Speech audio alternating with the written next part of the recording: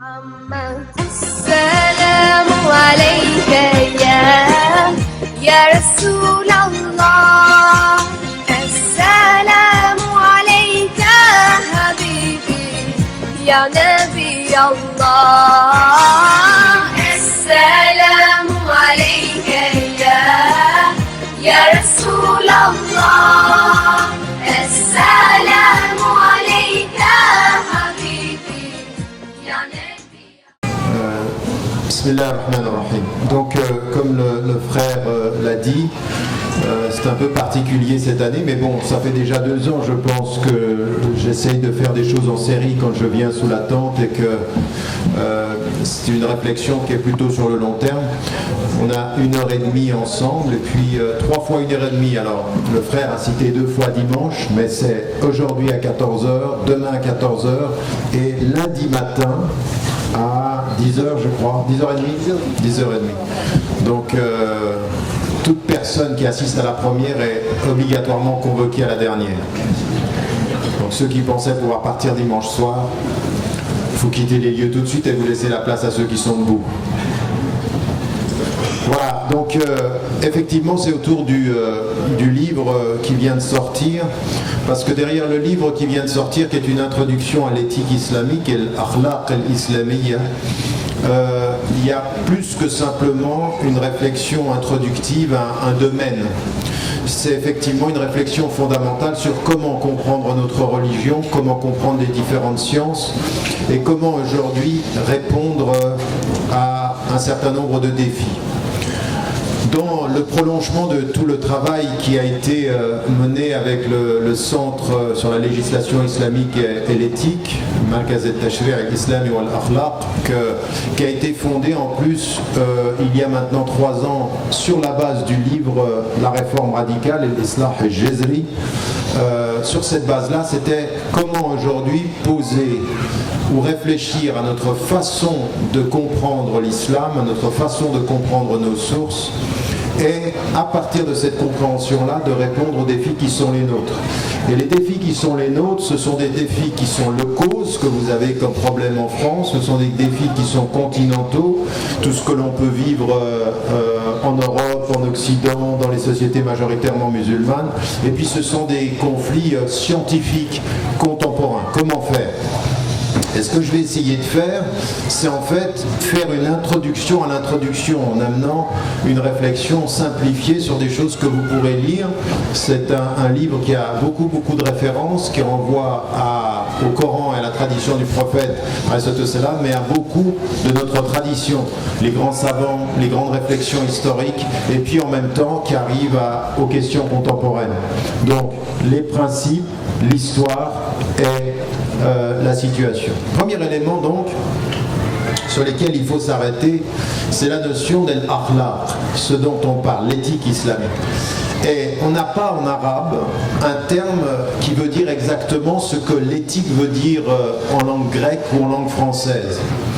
Mais en fait, on a un mot qui est à la fois beaucoup plus large et un mot qui est à la fois beaucoup plus spécifique.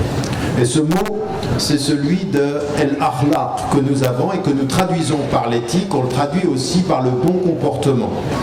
Et en fait, nous avons cette formule dans le Coran quand Allah va déterminer la particularité du prophète et qui est dit et qui parle Allah wa innaka ala khuluqin azim, c'est-à-dire tu es certes d'un bon comportement, d'un bon caractère. En fait, ce qui est important, c'est que ce qui était relevé du prophète c'est qu'il avait la particularité d'avoir un noble caractère.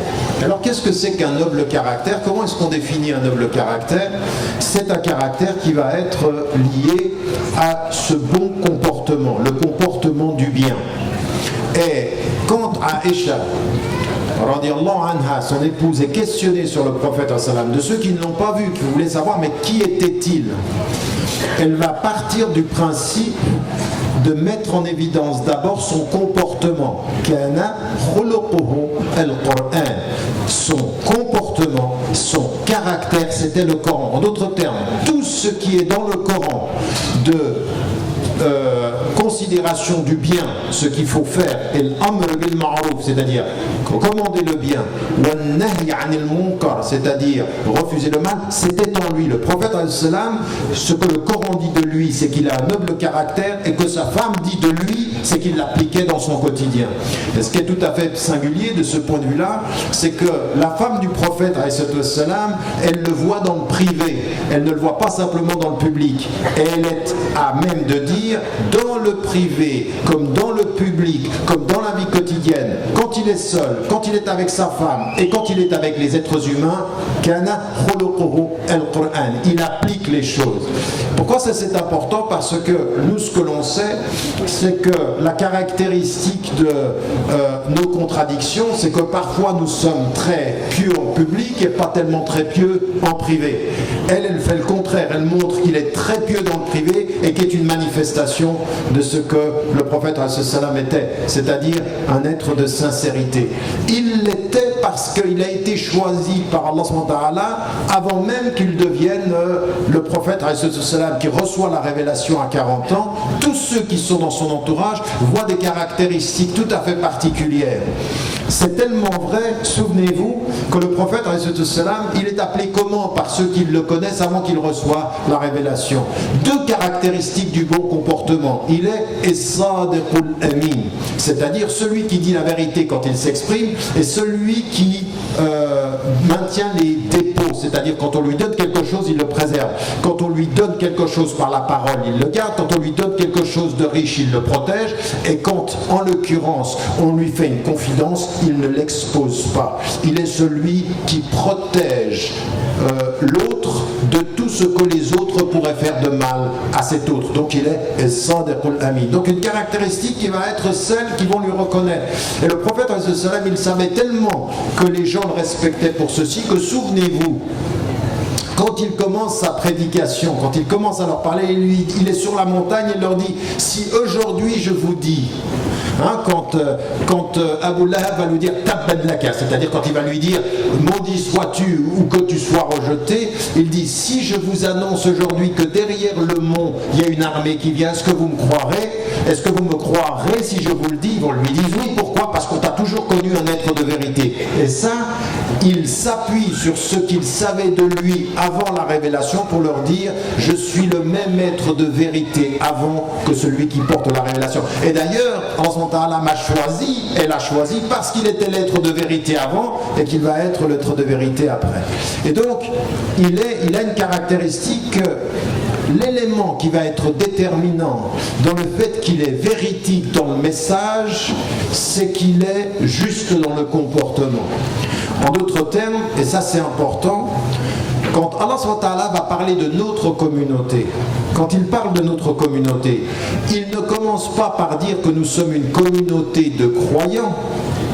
Il commence par dire, vous êtes une communauté dont la spécificité va se voir par le comportement avant que ça vienne pour vous du sens du cœur. C'est-à-dire qu'Allah, il sait que si vous vous comportez bien, ça vient de votre cœur. Mais les êtres humains, pour qu'ils sachent ce qu'il y a dans votre cœur, qu'est-ce qu'ils vont regarder? Votre comportement. Kuntum khayra ummatin ukhrijat lin-nas ta'muruna bil ma'ruf, c'est-à-dire vous commandez le bien, wa tanhauna 'anil munkar, et vous évitez le mal, wa tu'minuna billah. C'est-à-dire que pour les hommes, ce qui va être l'élément qui va être la véracité du message, le fait que ce message est vrai, c'est le comportement que vous avez. Vous commandez le bien et vous interdisez le mal. Qu'est-ce que c'est ceci? Le bon comportement, c'est l'éthique, c'est l'akhlaq. Et donc ici, on comprend que tout notre message, il va être celui de mettre en évidence ce bon comportement que nous devons avoir dans notre quotidien. Troisième des choses qu'il faut mettre en évidence sur la compréhension, c'est que le prophète, il va nous dire une chose fondamentale. Et cette chose fondamentale, elle va nous permettre à nous de bien comprendre qu'est-ce que ça veut dire que ce bon comportement quand il est dit la chose suivante, à savoir innama bu'ithtu li'utammima makarim al-akhlaq. J'ai été envoyé pour pour parachever, pour réaliser les bons comportements. Et dans cette formule, c'est important aussi pour nous. Pourquoi? Parce que ce qui va être important et qui vient avec le prophète sallam, c'est qu'il nous dit quelque chose qu'il faut que vous compreniez bien. Je n'ai été envoyé que pour parachever les bons comportements. Les utammima. Les utammima, ça veut dire il y avait quelque chose avant moi qui était là et je ne suis venu que compléter. La même chose que dans le hadith où le prophète sallam dit qu'il y a une maison qui est construite dans laquelle il manque une pierre, il vient mettre la pierre. Il complète l'édifice. Mais ça veut dire quoi pour nous? Ça veut dire que quand on parle du bon comportement, le Coran ne vient pas avec du tout neuf. Il vient confirmer ce qui était avant et compléter ce que nous devons savoir puisqu'il est Khatim al-Anbiya, le dernier des envoyés. Mais ce qu'il veut dire par là, c'est attention, dans le bon comportement, il y a des choses qui vous ont précédé. Et ils vous ont précédé dans la tradition chrétienne, dans la tradition juive, mais pas seulement. Dans l'humanité avant vous, vous trouverez du bon comportement. Et quel est l'exemple que nous avons de cela dans la vie du prophète ﷺ? Quand il est chez Abdullah ibn Jud'an, quand il a 12 ans, le prophète ﷺ, il assiste à quelque chose à laquelle il ne s'attendait pas. Il assiste à une rencontre qui va être celle de Half al-Fudul, c'est-à-dire le pacte des vertueux. Et Jud'an, quand il appelle tous les gens, qu'est-ce qu'il fait? Il appelle tous les chefs des tribus en disant une chose: à partir d'aujourd'hui, quand un homme nous rend visite et qu'il n'a pas la protection d'un clan, nous devons le traiter non pas selon le pouvoir du clan, mais selon le principe de justice. Pourquoi? Parce qu'un Yéménite était venu et qu'il n'avait pas de clan et quelqu'un l'a volé. Et donc comme il n'avait pas de protection, celui qui l'a volé, il l'a volé en sachant qu'il n'avait pas de protection. Donc il a laissé le principe de justice pour ne penser qu'au principe du pouvoir. Comme tu es démuni, comme personne ne te protège, ben je peux te voler et personne ne va se retourner contre moi. Et ça ne correspondait pas au principe de justice et de noblesse, même des clans, même des tribus arabes. Alors lui, il ramène tout le monde et il dit, à partir de maintenant, quand quelqu'un vient, ce qui va être notre référence, c'est pas qui a le pouvoir, mais le principe de justice qui nous unit. Et le prophète, des années plus tard, quand il reçoit la révélation, quand il est le prophète, il dit, j'ai assisté quand j'étais jeune à cette rencontre-là, et s'il fallait que je revienne à ce principe-là, j'y reviendrai. Qu'est-ce qu'il veut dire par là? Il y a des principes que des gens qui n'étaient pas musulmans ont mis comme principe de justice, et justice c'est une justice, il n'y a pas justice islamique et justice non islamique. La justice c'est la justice. Et il y a des gens qui ont, et des civilisations et des tribus, et je donne même de ceux qui étaient dans Half al-Fudul, il y a des gens qui vont se retrouver contre le prophète, mais lui il ne regarde pas qui est avec et qui est contre, mais le principe que l'on défend. Le principe que l'on défend. Et comme vous, Français de confession musulmane, que vous soyez des gens qui viennent du Sud et qui vous êtes installés, ou vos parents se sont installés ici, ou que vous soyez convertis à l'islam, vous ne devez jamais rejeter du lieu où vous êtes les bons principes qui sont juste ici, car il se peut que des gens qui n'étaient pas musulmans ont établi des principes avec lesquels les musulmans sont d'accord. Nous ne venons pas tout enlever, nous venons construire sur ce qui est pour qu'on parachève les bons comportements. Donc tous les bons comportements qu'on trouve dans un pays, tous les principes de justice qu'on trouve dans un pays, on les prend pour nous. Nous intégrons à notre présence tous les bons principes, exactement comme le prophète le dit et le fait. Dit, je ne suis pas un innovateur parmi les envoyés. Je viens juste confirmer ce qui fut avant. Donc le bon comportement est fondamental parce que ça nous dit une chose. L'islam vient préciser le bon comportement, il ne vient pas tout apporter. Des choses ont été dites avant nous, et même dans la conception de la charia, dans la façon dont on la comprend, tout ce qui fut juste avant nous et qui n'a pas été contredit par un principe du Coran, nous le prenons pour nous. C'est-à-dire al-awwali, c'est-à-dire ceux qui étaient avant nous, on le prend. Donc on comprend une chose, c'est que al-akhlaq, ça veut donc dire deux choses. Ça veut dire d'abord comment déterminer le bon comportement. Et c'est le bon comportement comportement. Mais pour que l'on sache qu'est-ce qui détermine le bon comportement, il faut que l'on ait les principes du bon comportement. Donc, el-akhlaq, comme l'éthique, ce dont on parle, l'introduction à l'éthique, c'est de déterminer qu'est-ce que le bien, qu'est-ce que le mal, qui nous dit ce qui est bien, qui nous dit ce qui est mal, et c'est le bon comportement, comment réaliser ce qui est bien, comment éviter ce qui est mal. Donc vous avez bien compris, l'éthique c'est deux choses, c'est un, les principes, et deux, la pratique. Les principes de pourquoi ce qui est mal, comment par exemple avez-vous décidé, ou avez-vous compris, ou d'où ça vous vient, que mentir c'est mal, ou que voler c'est mal. Qui a décidé ça? D'où ça vient ceci? Et donc en l'occurrence, on va se poser la question de savoir comment on définit le bien et le mal. Donc dans la science de l'éthique, c'est qui va décider ça. Et d'un autre côté, tout ça c'est bien gentil, je sais qu'il ne faut pas mentir, je sais qu'il ne faut pas voler, je sais qu'il faut faire le bien, mais je le fais comment? Comment est-ce que je réalise? C'est-à-dire comment je passe du principe que je comprends à la pratique qui le traduit, qui traduit ce que je comprends. D'accord? Comment je fais ceci? Parce que c'est facile de dire, ah ben, oui, nous sommes des spécialistes dans les communautés musulmanes, on est des spécialistes du yaka, mais il n'y a qu'à faire ça. Oui, c'est gentil. Je veux dire, yaka. Non, c'est plus complexe que ça. Parce qu'il y en a certains qui ont mal compris, je ne cesse de répéter depuis 25 ans, l'islam est très simple. C'est une religion extrêmement simple. Mais la vie, elle est compliquée. Tu ne dis pas yaka. C'est compliqué la vie, c'est pas facile, avec mes souffrances, avec mon passé, avec mon histoire. Donc donne-moi les moyens d'appliquer un principe simple à partir de ma vie compliquée. Mais ne me dis pas que je suis un mauvais musulman parce que je n'arrive pas, avec ton principe simple, de l'appliquer dans ma vie compliquée. Parce que certains, c'est difficile, et en particulier dans le contexte dans lequel on est aujourd'hui, c'est pas facile d'appliquer des choses simples. En fait, c'est très compliqué d'être simple. C'est très compliqué d'être simple. Vous le savez. Et il y en a, ils aiment bien être compliqués pour être compliqués, et donc ils compliquent inutilement. Donc tout ça n'est pas simple. Vous m'avez suivi? Non, il n'y a pas de...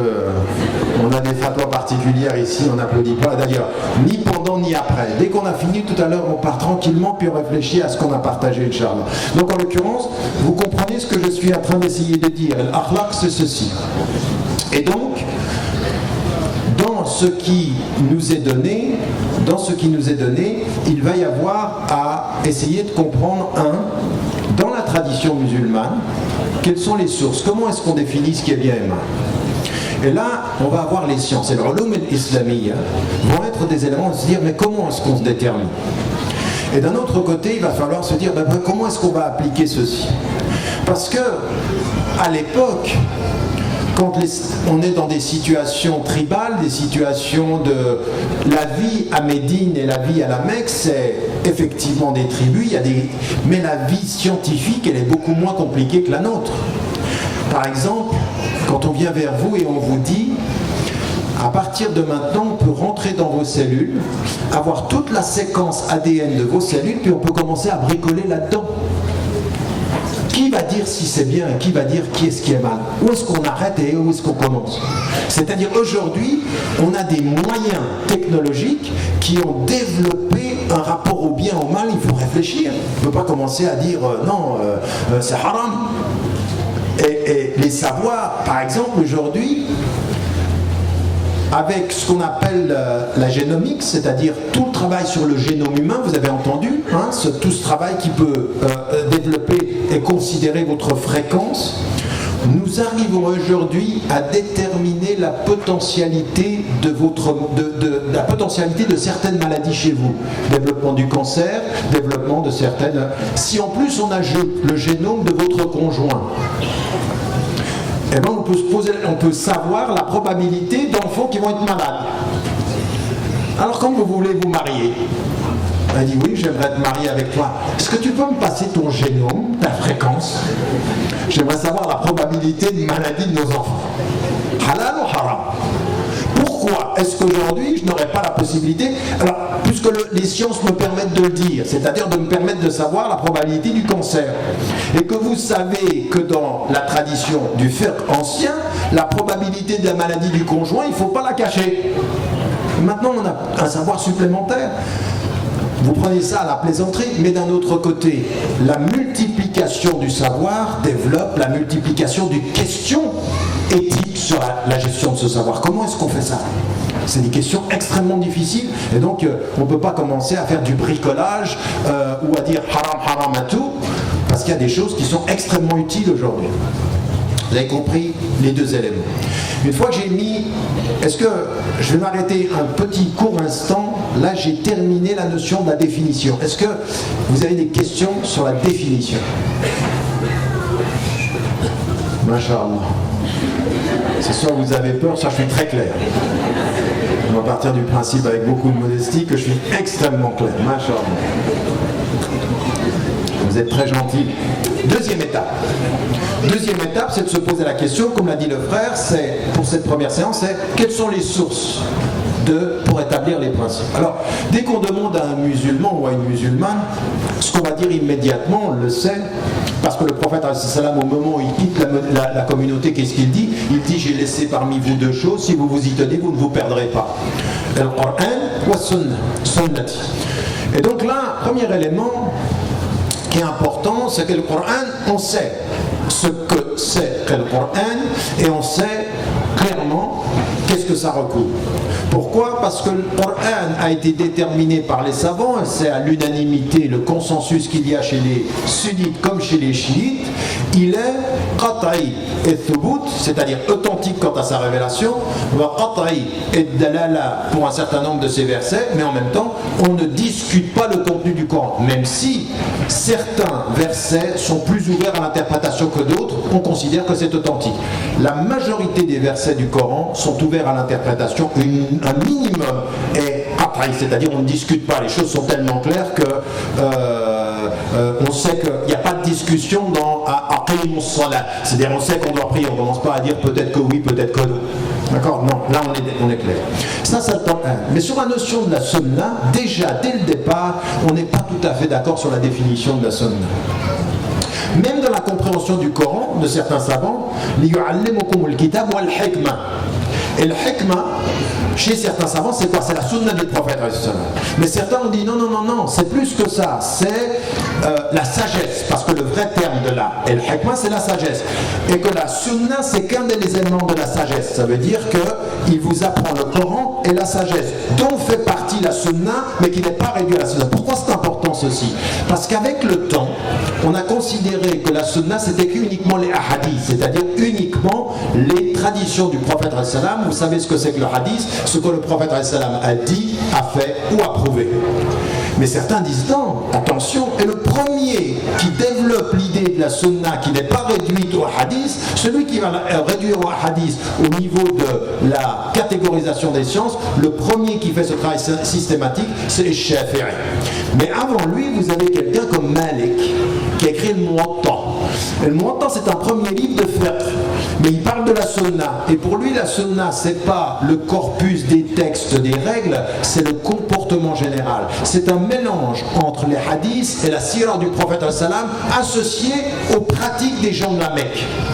Donc c'est une vision beaucoup plus large de la sunna, c'est pas une vision légale. C'est plus tard dans notre histoire qu'on va en faire un élément légal. Avant ceci, c'est le comportement admis par les gens et qui revient à un mot dans le Coran.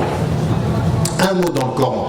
Si je viens vers vous et je vous dis el ma'rouf, vous considérez le ma'rouf comme le halal, c'est-à-dire c'est accepté, c'est comme ça que c'est le halal au sens très large. Ça veut dire que le halal c'est à la fois el mustahab, el mubah, le permis, le préféré et tout ce qui est permis d'un point de vue général.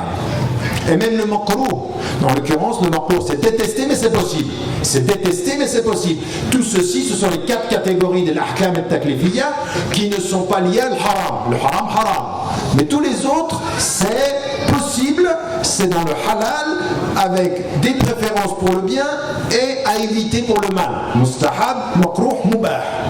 Oui? Si par exemple maintenant je bois je vais en profiter, bismillah. Ce que je viens de faire là, c'est mubah. Vous n'allez pas venir vers moi moralement et me dire ah t'as bu, masha'Allah.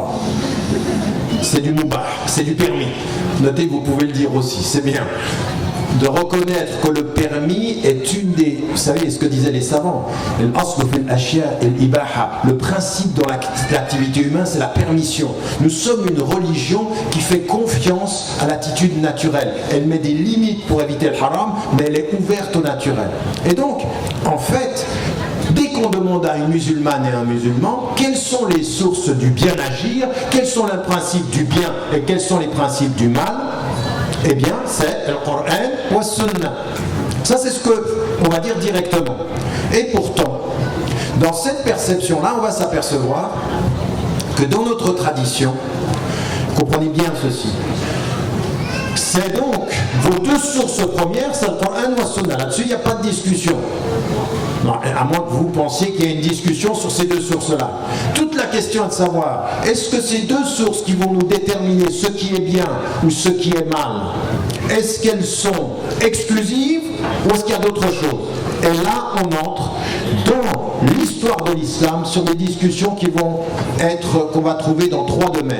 Et je vais en parler demain. Mais avant qu'on revienne domaine par domaine sur ce qui est dit, les trois domaines qui vont s'occuper de déterminer le bien et le mal, le premier, c'est le fiqh, le droit et la jurisprudence. Vous avez bien compris, je suis très très précis sur les définitions. Et je pense que vous, francophones aujourd'hui, si vous êtes arabophone et francophone, arabophone ou anglophone, arabophone ou quoi que ce soit dans les langues européennes, ou si vous êtes de langue européenne et que vous revenez à l'arabe maintenant parce que vous redécouvrez l'arabe, il y a une chose que vous avez comme responsabilité majeure: précis dans les définitions, précis dans les traductions. Ne faites pas des traductions à géométrie variable, des traductions approximatives, parce que nous avons la responsabilité. Vous ne pouvez pas sortir du Bourget, de la rencontre des musulmans de France ou de n'importe quelle de vos mosquées et dire aux gens à l'extérieur, vous comprenez rien à l'islam, sinon on a un langage approximatif, définition pas claire, le djihad on ne sait pas, charia on ne sait pas, le fiqh on ne sait pas. Non, par exemple certains définissent le fiqh par jurisprudence, mais quand vous avez fait du droit, vous savez que la jurisprudence, qu'est-ce que c'est? C'est comment vous adaptez le droit à de nouvelles situations. Le fiqh c'est pas ça, le fiqh c'est des fondements qui ne bougent pas et des choses qui avancent. Donc le droit qui ne bouge pas, c'est-à-dire un cadre, puis ensuite la jurisprudence. Ça n'est pas que de la jurisprudence, parce que si vous dites que de la jurisprudence, vous commettez une erreur sémantique de ce point de vue. Et donc il y a un domaine où les savants, ceux qu'on appelle les fuqaha, les juristes, vont s'arrêter et faire un travail de comment est-ce qu'on sait que quelque chose est bien et que quelque chose est mal. Par exemple, quand le Coran vous dit d'une action qu'elle est interdite, qu'est-ce que vous comprenez? Qu'elle est mal. Donc l'interdiction de l'action dit de la chose qu'elle est mal. Et l'obligation d'une chose dit de la chose qu'elle est bien. Donc par le droit, par le légal, on monte au bien et au mal. Premier domaine. Deuxième domaine est que malheureusement nous aujourd'hui nous avons négligé, c'est tout le domaine de ce qu'on va appeler ilm al-kalam, c'est-à-dire on le traduit, regardez de nouveau, souvent on dit c'est de la théologie. Et vous avez des gens qui traduisent aujourd'hui ilm al-kalam par théologie, en français comme en anglais. Non. Parce que la théologie, qu'est-ce que c'est? Quand on a étudié le christianisme et quand on a étudié les autres traditions, c'est le discours sur Dieu. Or, ilm al-kalam nous parle de Dieu, nous parle de la liberté et nous parle de la morale. Donc c'est à la fois de la philosophie et de la théologie. Et nous, ilm al-kalam, ce sont les philosophes théologiens, les théologiens philosophes. Pas uniquement les théologiens. Ils ont la double... Vous comprenez, ça c'est important. Pourquoi? Parce que ceux qui veulent mettre la philosophie uniquement chez les phalasépha, c'est-à-dire ceux qui ont été influencés par les Grecs, eh bien ils se trompent. Non, il y a des gens qui ont développé une philosophie à l'intérieur de l'islam, à partir de la réflexion des textes. Et Avrani, au 19e siècle, quand il discute en France avec Renan, et il dit, il y a une philosophie islamique, ne nous faites pas là. Parce que qu'est-ce que veut dire Renan? Il dit, en fait, vous, la philosophie, vous l'avez volée. À qui? Aux Grecs.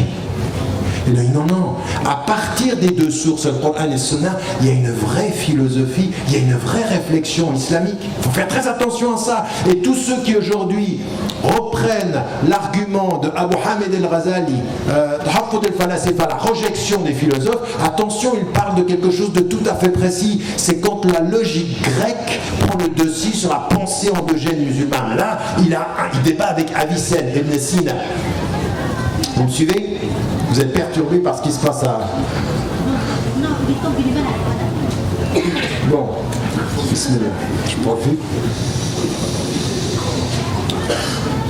Vous me suivez? Donc en l'occurrence, ici il y a un deuxième domaine, ilm al-kalam, ceux qu'on appelle al-mutakallimun, c'est-à-dire ceux qui vont questionner et vont se poser la question, une chose très importante. Est-ce que le Coran et la Sunna suffisent à dire ce qui est bien ou mal? Et là va se poser la question. Quelle question? Attention, la question de la raison. La question de la raison. Est-ce qu'il est possible qu'une raison sans révélation puisse dire ça c'est bien et ça c'est mal? Est-ce que la raison peut toute seule dire ça c'est bien et ça c'est mal? Je vous donne un exemple. Vous connaissez Robinson Crusoe de Foy, vous avez entendu parler de ce livre, n'est-ce pas?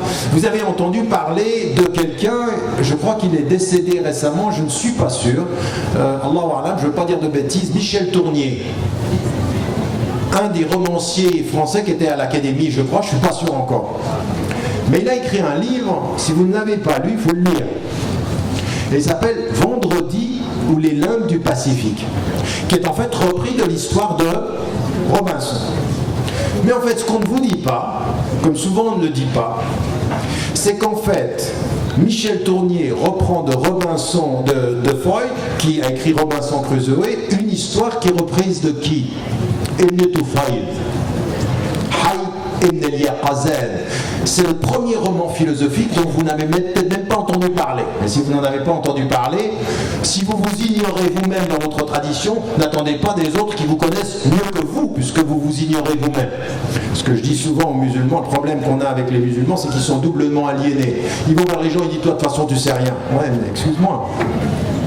Que sais-tu de toi avant de dire que les autres ne savent pas de toi? Ibn Tufayl, c'est un philosophe musulman et il a écrit un texte tout à fait intéressant où en fait un homme qui fait naufrage arrive dans une île et il n'y a rien. Il n'y a rien. Est-ce que tout seul, sans Dieu, sans révélation, il va pouvoir déterminer ce qui est bien et ce qui est mal? Robinson Crusoe fait la même chose. Et Michel Tournier, Vendredi ou les lames du Pacifique, c'est exactement cette histoire-là. Arriver tout seul sur une île, est-ce que vous allez avoir une morale, oui ou non? Oui? Oui ou non? Dostoïevski a écrit dans les Frères Karamazov quelque chose qui est de l'ordre, si Dieu n'existe pas, tout est permis. C'est-à-dire que s'il n'y a pas un Dieu pour voir ce que je fais ce que je veux, puisqu'il n'y a personne qui me voit. Donc si je suis sur l'île, Masha'Allah, il n'y a pas Dieu, je fais ce que je veux. Ce que dit Ibn Tufayl, ce que disent tous ceux qui le suivent, c'est non. À un moment donné, il y a quelque chose qui vient de l'intérieur, min al-aql, de l'intelligence qui va déterminer des limites. La raison peut produire, identifier du bien et identifier du mal. Et par exemple, à partir du moment où vous parlez, vous imaginez, que pendant 1 minute là maintenant, il n'y a pas Allah, il n'y a rien. Mais vous parlez. C'est 1 minute, hein. Après vous faites la shahada. Donc en l'occurrence... Non mais là vous rigolez, mais on a certains de nos frères des ahbash, chaque 30 secondes, là, ils vous disent la shahada, t'as fait du kufr. Vous êtes sortis de l'islam chaque 30 secondes. Enfin bref. Vous êtes musulman, alhamdulillah, vous êtes croyant, alhamdulillah, ou vous ne l'êtes pas, alhamdulillah, ala kulli hal, vous êtes ce que vous êtes. Mais là, on imagine pendant un moment que vous êtes tout seul avec votre raison. Et que vous êtes tout seul. Puisque vous parlez, il y a quelque chose de naturel. Si je parle et que nous devons communiquer, nous sommes bien d'accord avec ou sans Dieu que ce que je vais dire doit répondre à une vérité, parce que sinon on ne comprend pas. Si quand je communique en ne disant pas ce qui est, on ne va pas s'entendre. Donc le fait qu'on parle suppose que dire ce qui n'est pas interdit la communication, donc c'est le mal. Je ne me suis pas référé à une instance divine, j'ai juste été dans la logique rationnelle. Si parler c'est dire ce qui est, dire ce qui n'est pas, c'est mal parler, mal. Il y a du mal là-dedans. Mais j'ai pas eu besoin de Dieu pour le dire. Wallahu a'lam. Là, je vous ai dit quelque chose qui paraît très simple. Ça a pris des volumes de discussion. Est-ce que la raison peut déterminer le mal tout seul ou le bien tout seul?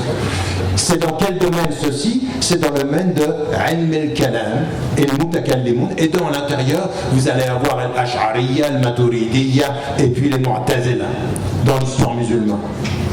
Et vous avez un troisième domaine, et vous allez bien comprendre, pour tout ça, il faut que... Moi, ce que j'ai envie, c'est de vous donner l'envie d'aller plus loin. C'est-à-dire que là, c'est une introduction. Là, je suis en train de défricher le chemin. Mais pour que vous ayez envie de continuer, le but d'une rencontre comme celle-ci, c'est pas de vous donner les réponses. Là, je ne fais qu'éveiller des curiosités. Après, Inch'Allah, vous faites ce que vous voulez avec vos curiosités. Peut-être qu'il y en a qui viennent simplement chaque année, ils sont curieux. Pendant 2 jours. Bien. Bon, soyez curieux tous les jours. Tous les jours. Parce que la curiosité, ça fait partie de la foi. Le troisième domaine, c'est ce qu'on appelle, si vous voulez, dans le même domaine de la philosophie au sens large, vous avez les falasifa. Donc, vous avez des théologiens philosophes et des philosophes théologiens, ceux-là on les appellera les mutakallimun. Mais on a aussi quelque chose qui s'appelle les falasifa, les philosophes. Et vous avez compris, dans falasifa en arabe, ça vient de philosophe. En fait, c'est le mot grec qui a été arabisé. Vous voyez, ça vient du grec. Et en fait, on a dans la tradition musulmane des savants, des penseurs qui vont être très très très influencés par la pensée grecque. Ils vont découvrir par des arabes, chrétiens et musulmans la traduction des œuvres grecques en arabe. Et ils vont commencer à développer et être tout à fait intéressés par la pensée grecque.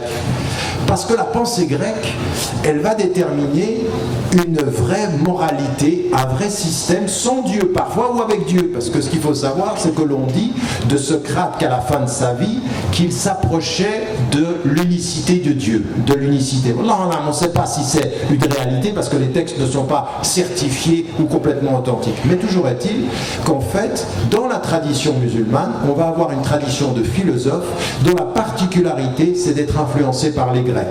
Qui est le savant, le philosophe de référence? En fait, ça n'est pas Socrate, ça n'est pas Platon qui est son élève, c'est Aristote.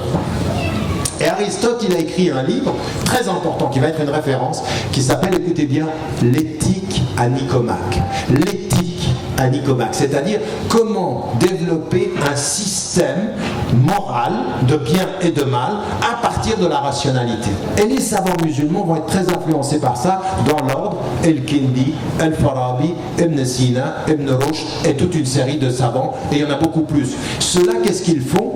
Ils prennent de la tradition grecque et d'une certaine façon montrent que entre la pensée grecque rationaliste et l'islam, il n'y a pas de contradiction. Il n'essaye pas toujours de faire le lien, mais il montre qu'il n'y a pas de contradiction. Celui qui va montrer qu'en fait, il n'y a pas de contradiction, mais qu'on peut faire un lien, va s'appeler Miskawe, un philosophe qui vient après les autres et qui va montrer que non seulement ce qui va permettre le bonheur, parce que quelle est la question des philosophes? Quelle est la question des philosophes? C'est comment bien agir, mais aussi comment atteindre le bonheur, la félicité. Le terme, il est la félicité, c'est le bonheur, happiness, sa'ada en arabe. Comment on développe ceci? Et donc eux, ils pensent avec le bon comportement, avec la tempérance, avec la justice, avec la maîtrise, avec l'humilité, on parvient au bonheur par la maîtrise et donc par l'agir moral, par le bon comportement. Donc, premier des domaines, vous m'avez compris qu'est-ce que c'est? Le fiqh, droit et jurisprudence. Deuxième des domaines, la philosophie au sens large, et qui a deux courants. Et le mutakallimun, philosophe, théologien, philosophe, qui pense à la source de la morale de l'intérieur des références musulmanes. Et les falasifa qui pensent la philosophie morale à partir de la relation entre les Grecs et l'islam. Vous voyez, vous connaissez maintenant. Dès que vous sortez d'ici, vous savez la différence entre le mutakallimun, al-kalam et le falsafa. Le falsafa, c'est le lien avec les Grecs.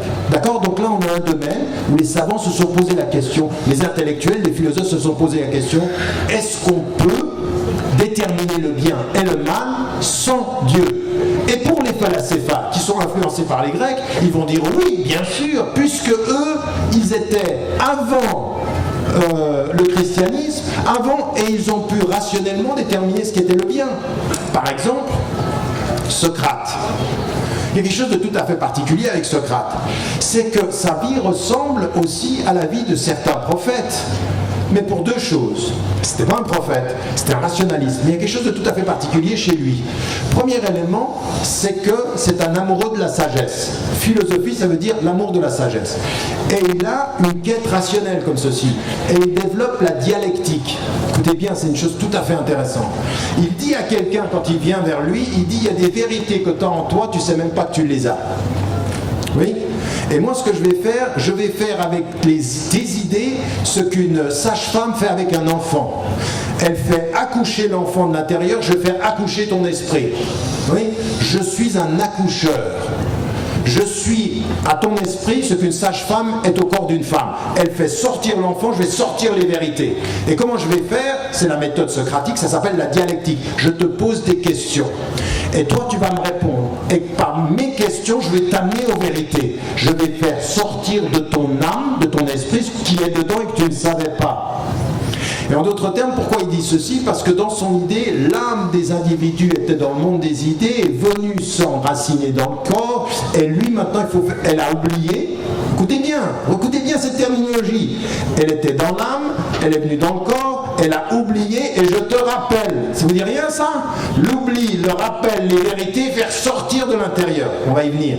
Et donc en l'occurrence, lui ce qu'il dit c'est ceci. Mais qu'est-ce qui est particulier chez lui? Qu'est-ce qui est particulier? C'est que tous ceux qui sont autour de lui, ils reconnaissent une chose à Socrate. Quand tout le monde est sous, lui, il s'abstient. Quand tout le monde perd la tête, lui, il est dans la tempérance. Quand les gens se perdent, lui, il gagne. Quand les gens s'oublient, lui, il est lucide, toujours. En fait, il a quelque chose de particulier, c'est qu'en fait, sa philosophie, il la vit. Mais nous, on sait ça. L'adina amanu wa amilu salihat, qui croient et qui font bien, la cohérence entre ce qu'il dit et comment il est perçu par les gens. Et Socrate est considéré comme un sage. Tellement il est sage que le pouvoir de son époque, qu'est-ce qu'il va dire? Va le condamner à mort. Vous savez pourquoi? Parce qu'il pervertit les jeunes. Et vous savez pourquoi il pervertit les jeunes? Parce qu'il pousse les jeunes à poser des questions, comme lui, poser des questions. Et là, on va le condamner. Et quand on vient vers lui et qu'il est condamné à boire la ciguë, c'est-à-dire il est à s'empoisonner, on va le tuer, à un moment donné, ceux qui sont autour de lui trouvent le moyen de pouvoir le faire fuir. Et Socrate refuse. Il refuse de fuir et il va aller jusqu'à la condamnation. Ce qui est intéressant de ce point de vue-là, c'est que les philosophes, quand ils vont rencontrer la philosophie grecque, ils vont voir des choses qu'ils connaissent d'une certaine façon. Parce que tout ce que je viens de vous dire, en fait, maintenant on va essayer d'avoir une lecture islamique de ce qu'on a pu trouver chez Socrate. En fait, qu'est-ce qu'on a, nous, dans notre tradition? Pourquoi, de ce point de vue-là, les philosophes musulmans n'avaient pas peur de Socrate, à l'inverse du christianisme, qui a voulu effacer le paganisme pré-chrétien d'avant? Pendant des siècles, ils n'ont pas voulu. En fait, le christianisme est revenu à Aristote par les Arabes, chrétiens et musulmans, dont on disait qu'ils traduisaient, c'était pas vrai. Et en l'occurrence, ils commentaient. Aristote qu'on connaît au Moyen-Âge en Europe, c'est un Aristote relu par Averroès et Ibn Rushd. Donc c'est pas simplement des... Mais là, il faut que nous, on sache ça, parce que ça nous donne... C'est là où vous commencez à devenir solide, de savoir d'où vous venez, quelle est cette histoire qui est la vôtre. Et ne pas nier. L'islam, ce n'est pas uniquement du fiqh, c'est pas halal, haram, yajouz, la yajouz, c'est beaucoup plus que ça. C'est des siècles de pensée, de réflexion. Et à un moment donné, eux, quand ils voient Socrate, qu'est-ce qu'ils disent? Il dit, lui, qu'est-ce qu'il dit? Il dit, il y a en toi des choses que tu ne sais pas avoir. Revenez à l'islam. Fitrat Allah allati fatara an-nas 'alayha. La fitra, c'est-à-dire qu'il y a quelque chose en toi. Et qu'est-ce que c'est la fitra? Wa idh akhadha rabbuka min bani adam min dhuhurihim dhurriyyatahum wa ashhadahum 'ala anfusihim. Il y a en nous le lien avec la transcendance. Mais en fait, on a oublié. Dieu a scellé leur cœur. Et en fait, nous, quand on appelle quelqu'un à la foi, on lui dit pas quelque chose de nouveau, on lui dit quelque chose qui est en toi mais qui s'est caché. Bon, c'est tellement vrai que celui qui sera sauvé le jour du jugement dernier, illa man atallaha biqalbin salim. Et qu'est-ce que c'est salim? Qui n'a pas été détérioré, qui revient à la fitra.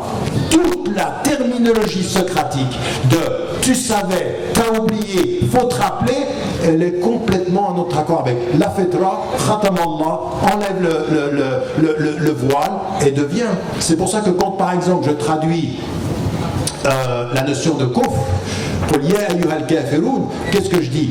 Ô vous les négateurs au cœur voilé, vous niez une vérité parce que le cœur est voilé. Il faut enlever le voile pour que vous voyez. En fait, nous, ce qu'on croit profondément, c'est qu'il y a quelque chose à l'intérieur de chaque être qu'il ne voit pas quand il nie et qu'il faut dévoiler pour qu'il s'ouvre.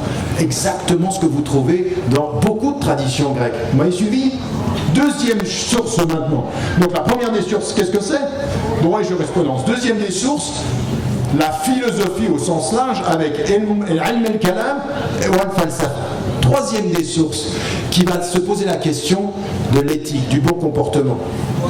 Et ça, c'est très très important. C'est très très important parce qu'aujourd'hui, malheureusement, on est en train de nous mettre les uns contre les autres et nous, on est en train de réduire nos sciences. Il y a une science qui s'est développée au cours des siècles et qui s'appelle le soufisme, la mystique. Et en fait, aujourd'hui, il y a des courants mystiques qui sont en train de nous amener très très loin de ce que c'était au départ. Mais le premier mystique musulman, le premier qui est une référence, nous sommes au début de l'islam, il est mis tabi'in, c'est-à-dire de la génération qui vient juste après le prophète sallam, qui ne l'a pas vu, mais juste après. Donc il a rencontré des compagnons, mais il n'a pas vu le prophète sallam, c'est Hassan el-Basri. Et Hassan el-Basri, il est quelqu'un qui va beaucoup réfléchir sur la tristesse de la vie. C'est-à-dire que cette vie est triste et qui va développer tout un rapport à la relation à Dieu, à l'amour de Dieu, et le mahabba, et le ma'arifa, c'est-à-dire connaître Dieu. Il dit finalement, tout ça, ça sert à quoi? Tout ce qu'on est en train de faire, ça sert à quoi? Quelle est la finalité? C'est de connaître Dieu. Et quelle est la finalité de connaître Dieu? C'est d'être aimé par Dieu. Rabia al-Adawiya est une femme qui vient après, lui il va parler beaucoup de tristesse, elle va beaucoup parler d'amour. Mais en fait, qu'est-ce qu'ils disent? Ils disent, en fait, toute notre morale, le bon comportement, il doit être lié à cette relation tout à fait particulière avec Dieu. Et en fait, la source de la moralité, c'est aussi le cœur, qu'on trouve dans le Coran. Regardez, ils ont des cœurs, ils ne comprennent pas avec leur cœur. Donc il y a, le prophète qu'est-ce qu'il dit à un moment donné? Quand quelqu'un vient lui dire, mais qu'est-ce que le bien et qu'est-ce que le mal? Est-ce qu'il lui dit, pense avec ta tête, et stafti qalbak, demande à ton cœur. Ton cœur, c'est aussi une des sources qui sait ce qui est bien, ce qui est mal. Donc le cœur peut dire les choses. Et le tasawwuf, la mystique, c'est de dire attention, il faut réfléchir au bon comportement. Et les soufis, eux, leur but essentiel, c'est toujours de se dire, la question n'est pas de savoir comment on détermine le bien et le mal, c'est comment on le fait. Comment on change sa personnalité pour appliquer le bien et le mal. Et qui va s'appeler comment? C'est-à-dire la purification. En d'autres termes, si on reprend l'exemple de Socrate, c'est comment je viens de la périphérie de mon être au centre de mon être et que je retrouve Dieu. Pourquoi? Parce qu'Allah SWT dit dans le Coran, Ya ayyuhalladhina amanu stajibu lillahi wa lirrasul idha da'akum lima yuhyikum wa'lamu anna Allah yahulu bayna al-mar'i wa qalbi. Ô vous qui portez la foi, répondez à l'appel, regardez, répondez à l'appel de Dieu et de son envoyé quand il vous appelle à ce qui vous fait vivre, c'est-à-dire l'essence de la vie, et sachez que la connaissance de Dieu est entre l'homme et son cœur. Donc revenez à ça. Le tasawwuf, c'est comment je reviens au cœur salim, comment je reviens à l'origine. Donc, 3 sciences qui vont, de ce point de vue-là, déterminer essentiellement la réflexion sur l'éthique. 1. Le droit à la jurisprudence, 2. La philosophie et la théologie au sens large, et la mystique musulmane. Et qui vont développer, et je terminerai, ce sera mon dernier point pour aujourd'hui, pour pas que ce soit trop dense, mais voyez bien que ce que j'aimerais, c'est que les choses se clarifient dans votre esprit d'un point de vue terminologique, d'un point de vue de la catégorie des choses, et que vous compreniez que tout ça c'est structuré, mais que c'est une longue histoire. L'islam, il ne faut pas le réduire à une science, c'est des sciences, c'est des compréhensions. Et en fait, on s'aperçoit d'une chose. Par rapport aux 3 domaines, vous allez avoir deux réflexions fondamentales. Vous avez un homme que je ne crois pas qu'il soit traduit en français malheureusement, il est traduit en arabe et il a écrit en anglais, qui s'appelle Izutsu. Izutsu, c'est un japonais d'une extraordinaire maîtrise de la langue arabe et des références musulmanes. Vous savez, un des grands problèmes que nous avons, c'est que nous avions des orientalistes qui connaissaient l'islam parfois mieux que les musulmans. Et lui, il a une connaissance extrêmement profonde. Et il dit, en l'occurrence, tout le système moral, tout le système éthique musulman, il est lié entre 2 choses. Et l'iman, c'est-à-dire le tawhid, l'unicité de Dieu, ou al-kufr. Et tout va se construire à partir de ceci. Et ça, c'est intéressant parce que c'est une perception de quelqu'un qui est extérieur à l'islam et qui va déterminer que tout le système moral, il se constitue de cette façon-là. Et beaucoup de savants musulmans sont d'accord avec ça. Mais vous avez un autre savant que vous ne connaissez peut-être pas et pourtant il est écrit dans votre langue.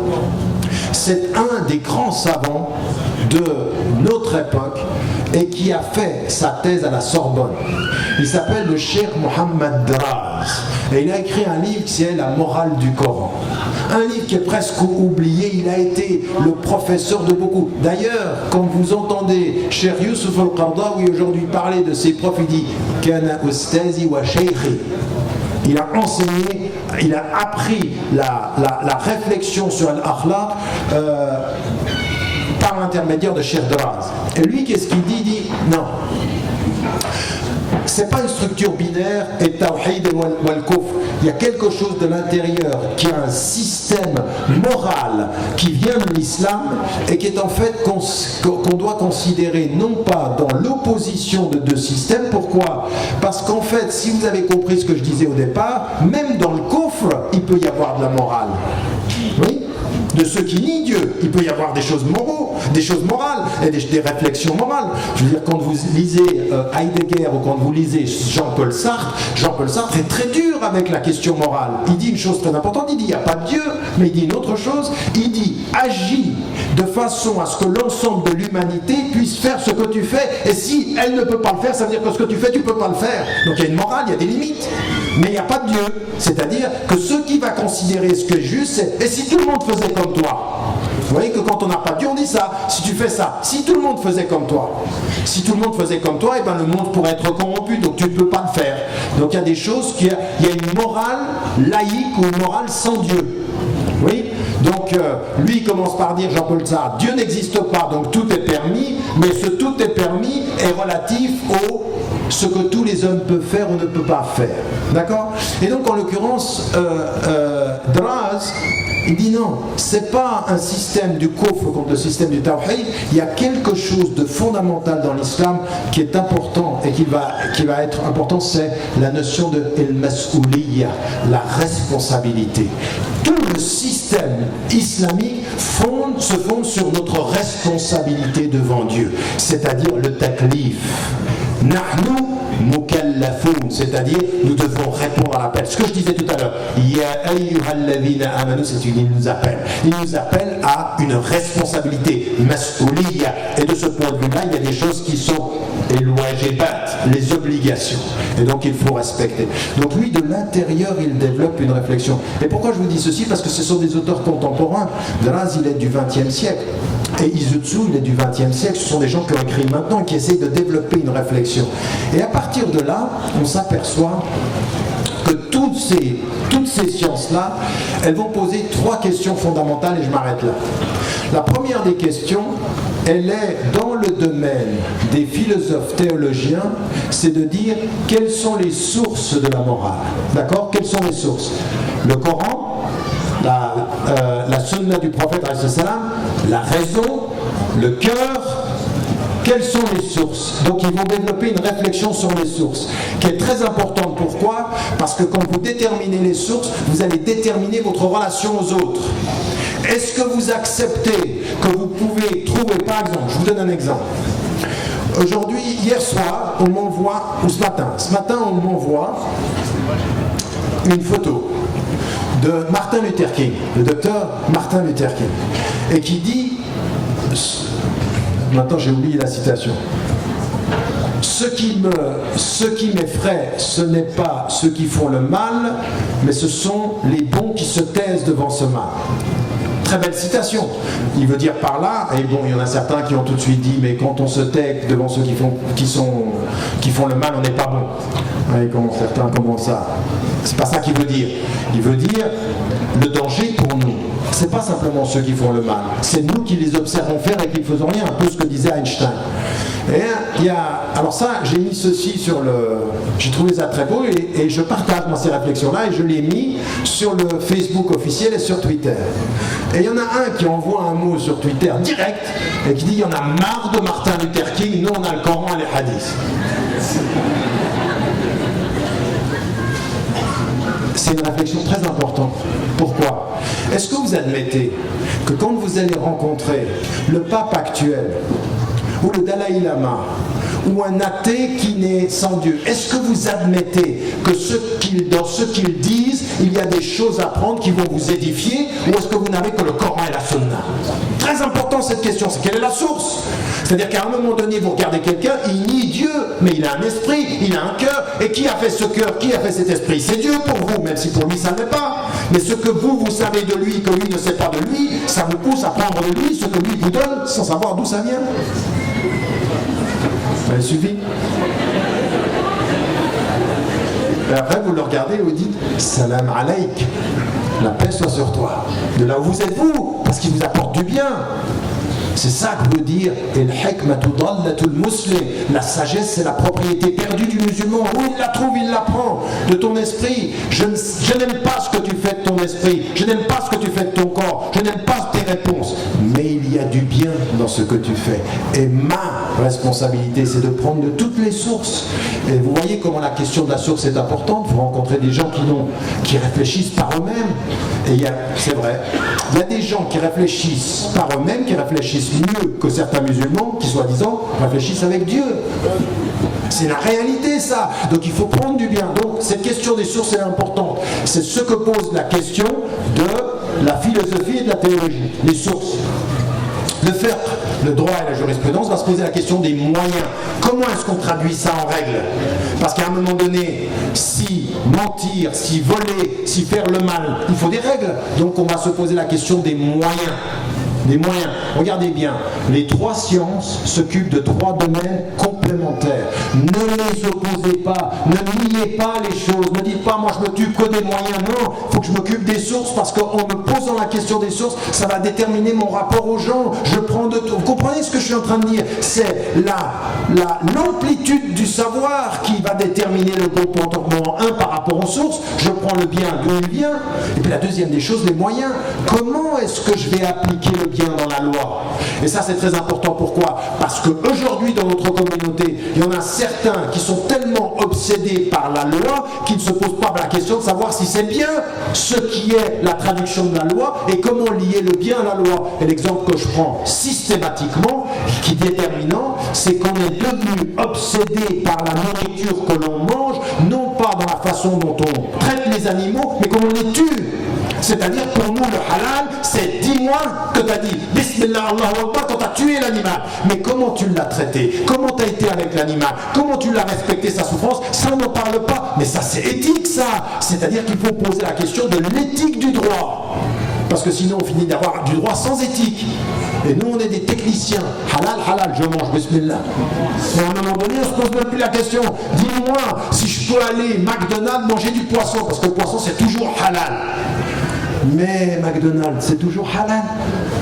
Tu dis bismillah et tu manges. Tu ne te poses pas la question de savoir ce que tu consommes, comment tu consommes. Tout ça, c'est des questions éthiques. Quand vous savez comment ils détruisent la nature, comment ils détruisent les animaux, comment ils ne respectent rien, vous venez me dire bismillah, ça a tout halalisé. Au nom du droit. Nous, on est des champions. Pour juger les gens, haram, haram, haram. Mais pour soi, halal, halal, halal. On halalise les choses de ce qu'on mange. dans la consommation, même pendant le ramadan. Nous sommes des techniciens de après le maghrib, tu manges. Et tu manges n'importe comment. Tu manges même plus que pendant l'année. Donc c'est pas éthique ça. Le ramadan, c'est pas de concentrer sa consommation en la multipliant par deux pendant le ramadan en disant je jeûne pendant la journée. Et tu te goinfres pendant la nuit. C'est de la goinfrerie halal. Ça existe ça. Ah, nous on est. Et on se dit pendant la nuit on peut tout faire. Ah bon. Bref. Deuxième des domaines. Troisième des domaines, c'est les soufis, qu'est-ce qu'ils posent comme question? C'est les finalités. Pourquoi le bien? Pourquoi le mal? Parce qu'au fond, ce qu'on veut, c'est se purifier, c'est s'approcher d'Allah et l'aimer. Donc vous avez bien compris, chacune des sciences, une pose la question des sources, la deuxième pose la question des moyens, et la troisième pose la question des finalités. Et ça c'est important. Pourquoi aussi les finalités? Vous ne vous posez pas des moments des questions, vous ne vous posez pas des questions des moments dans votre pratique, dans votre jeûne, au bout du compte, je suis en train de faire quoi? Je suis en train de faire quoi? Je suis dans une organisation musulmane, je vais à la mosquée, je vis ma vie, je gagne de l'argent. Mais la finalité, c'est quoi? Pourquoi tu es généreux? Pourquoi tu es juste? Pourquoi tu cherches quoi au fond? Que les gens disent « Masha'Allah, mu'min » ou est-ce que toi tu sais que finalement c'est entre toi et toi? Parce que le vrai péché, c'est pas ce qu'on voit de toi, c'est ce que tu sais de toi. Ce qui est en toi et tu détesterais que les gens le sachent, c'est entre toi et toi. Donc la finalité c'est quoi? C'est d'être en paix de toi à toi. Salam et nafs. Quand vous entendez Hayya al falah, le salut, qu'est-ce que c'est? C'est le salut, c'est vous qui allez le faire. Mais regardez le nombre qu'il y a de gens ici. Vous pensez que le nombre que vous êtes, ça m'assure une place au paradis? Mais rien du tout. Rien. Je suis plus en danger que vous, parce que j'arrête pas de parler. Et celui qui parle, il y a des comptes. Il y a des comptes. Vous comprenez ce que je suis en train de dire là? La première des sciences qui s'occupe des sources, philosophie et théologie, la science qui s'occupe des moyens, le droit et la jurisprudence, et la science qui s'est occupée des objectifs et de tasawwuf. Donc elles sont complémentaires. Nous on les a mis en compétition et on en a enlevé certaines. Allez, enlever le tasawwuf, enlever la philosophie, halal, haram, c'est tout. Discute pas. Ben si je discute. Parce que c'est pas comme ça. Parce que notre histoire elle n'est pas celle-ci. Wallahu a'lam wa ala wahkam. Ce que j'ai fait aujourd'hui, j'ai donné la définition. Oui, la définition de l'akhlaq sur la base de nos sources, déterminer les questions qui se sont posées, les sciences qui se sont développées, qui ont adressé cette question, et déterminer sur quoi elles se concentraient, sources, moyens et finalités, objectifs. Ça va? C'est clair? Ça c'est l'introduction à la première partie, alhamdoulilah. Assalamu alayka ya Rasulallah.